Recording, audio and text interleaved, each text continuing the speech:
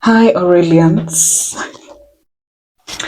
It has been a while, and today I was supposed to have been posting on Monday, but I wasn't able to.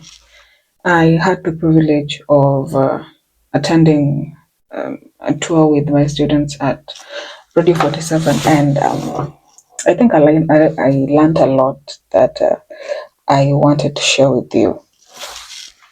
And so, let's talk about some of the myths we often have about journalists or journalism in general, and try to debunk them.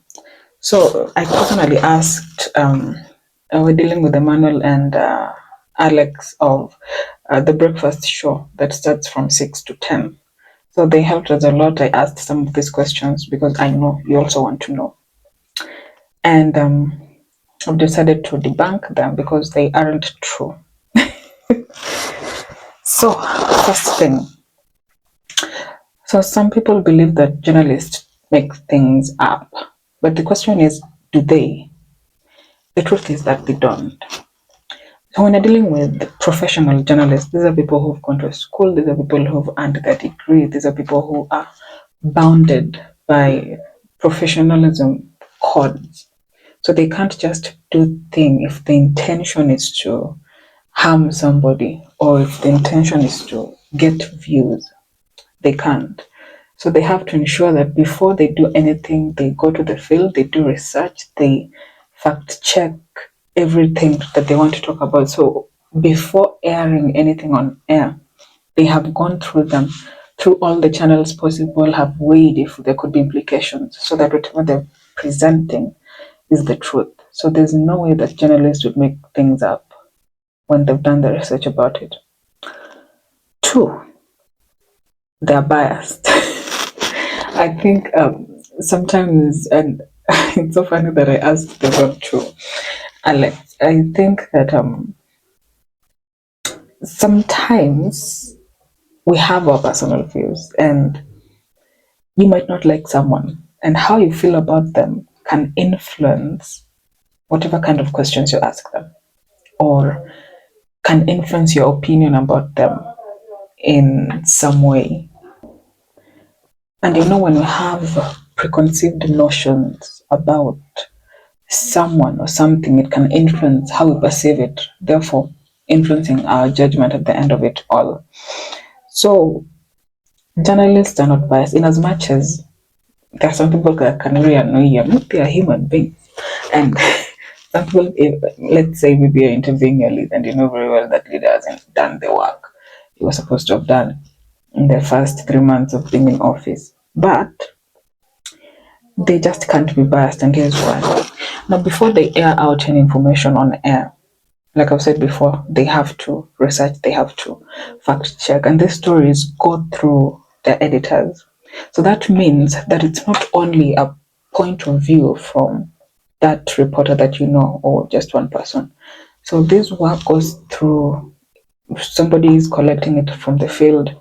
We have the editors, and it's not just one, several going through that work to ensure that they remove any kind of information that could sound biased. And then Alex told me that if you're dealing with biasness, one of the ways they try to counter it is by inviting, two people.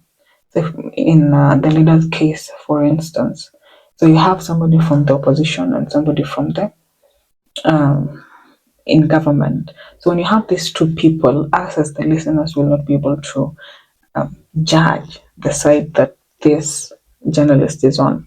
So in that way and many others, they try to minimize biasness. So it's almost close to zero. So there's no way a journalist would be biased towards something, a professional journalist. So whenever we're talking about journalism as well, I asked about the rise of citizen journalism, we who just get news and post.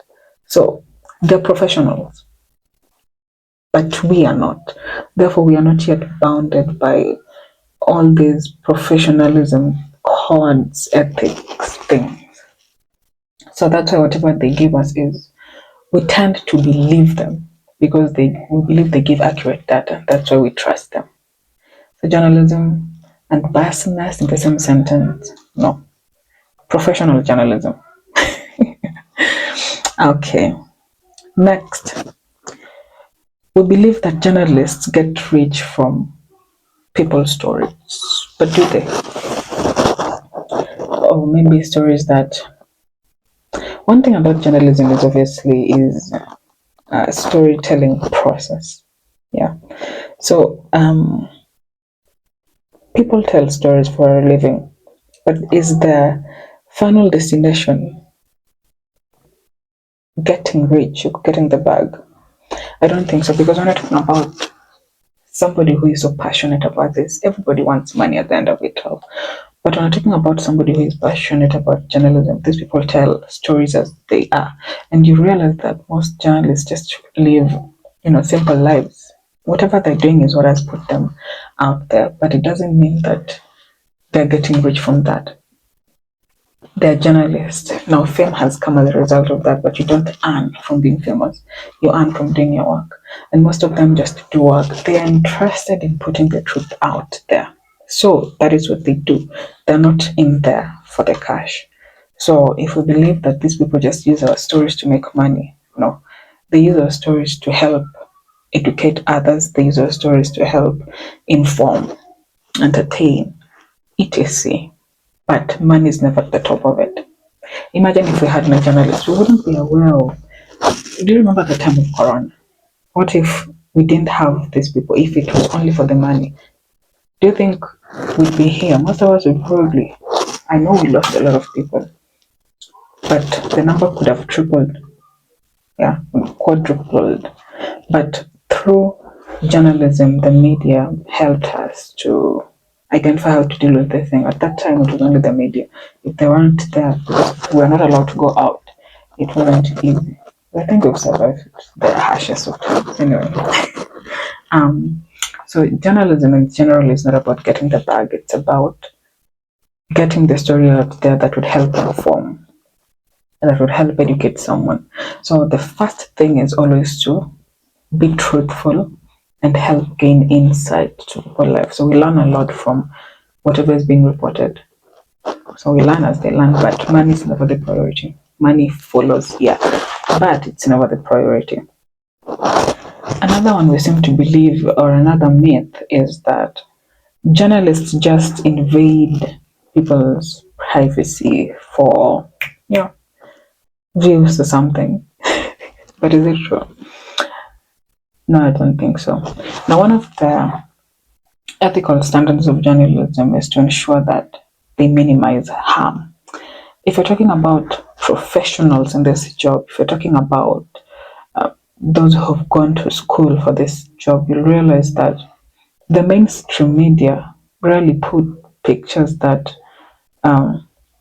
would be disturbing to the viewer, like a child who has been burned, or if somebody is just so very emotional crying about something, because the intention is to ensure that the harm is minimized.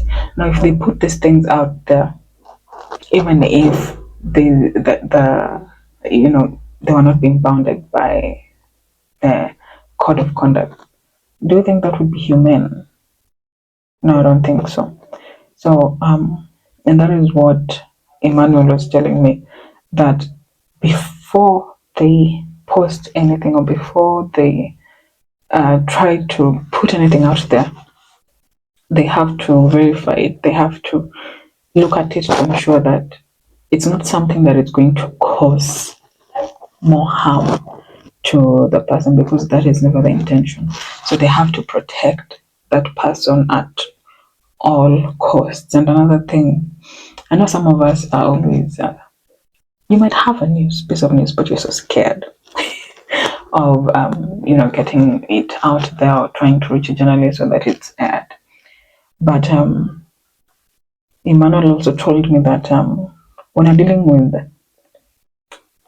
people or the sources they get, sources somebody who can tip them off on something, yes, they will get it, they will verify it, they will fact check it, they'll do all the processes they do to ensure that that news is legit. but they'll ensure that they protect you. So journalists will try as much as possible not to invade your privacy. So in as much as something that is supposed to be out there, supposed to be about you, they'll try to ensure that they don't harm you, because the intention is never to harm. You're supposed to be protected at all costs. Yeah, so they don't intend on invading. Maybe if you're dealing with celebrities, it's a little bit different because these people are in light. Maybe how they handle people in power or people who are famous is not the same way somebody like you and me can be handled, because we are not so much in the limelight. So they have to be very careful to ensure that they don't go overboard. But they have to ensure that whatever is out there has to be legit and something that is not going to slander anyone in any way, because that would be unprofessional and you can be sued for that. Lastly, that reporters only cover bad news. I know most of us believe this, but no, it's not true. Yes, when we're dealing with bad news, who doesn't love bad news? I mean, bad news is fun. Bad news is entertainment and entertaining, and most of the time we'll want just for the gist and the stories and whatever it is, but no, they don't only cover the bad news, and that I know we know. So sometimes you see there are segments in news talking about how to uplift women, how to uplift, people who go out of their way and just work so hard. Talking about people who are inspiring, young people who are so inspiring in the society. So when you're talking about journalists only covering bad news, that's a very huge lie. Anyway, if there's anything you'd wish to know, so I'm not yet done with this segment because I really learned a lot that I'd wish to share with you. So if you have any question concerning journalism, concerning journalists, please let me know.